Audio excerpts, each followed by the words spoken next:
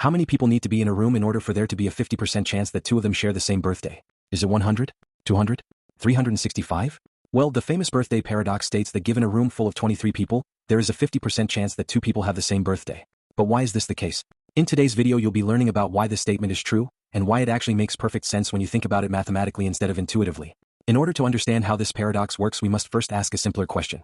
What is the probability that you do not share the same birthday as someone? First, let's say that you are in a room alone by yourself. What is the probability that you do not share a birthday with anybody in the room? Well, it's 365 over 365, which equals 100%.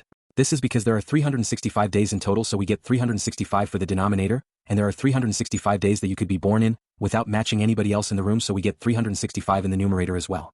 Now let's say that you're in a room with one other person. What is the probability that the two of you do not share the same birthday?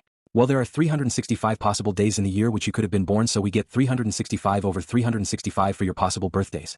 Now, the other person can only have 364 possible days that they can be born in without having the same birthday as you.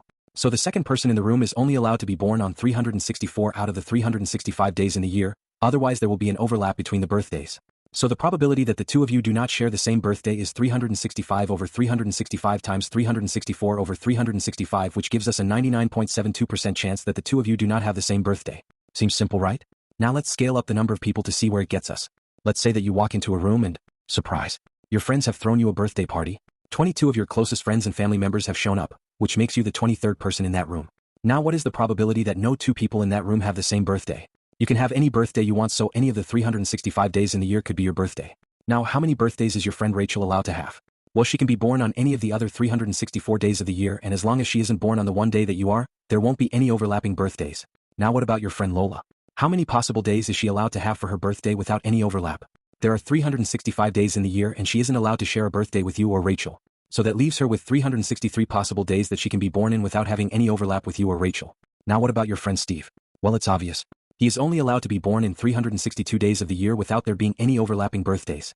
This is because there are 365 days in the year and he can't have the same birthday as you or Rachel or Lola, which leaves him with 362 days of the year. Now if we keep this process going for all 23 people at the party, and put the long equation into a calculator, we can see that the probability that none of them have the same birthday is 49%. That's less than 50%. This means that the probability that two people do have the same birthday is 51%, which means the birthday paradox was true all along. And it's not even a paradox to begin with. It's just simple probability at work. Follow for more cool math facts.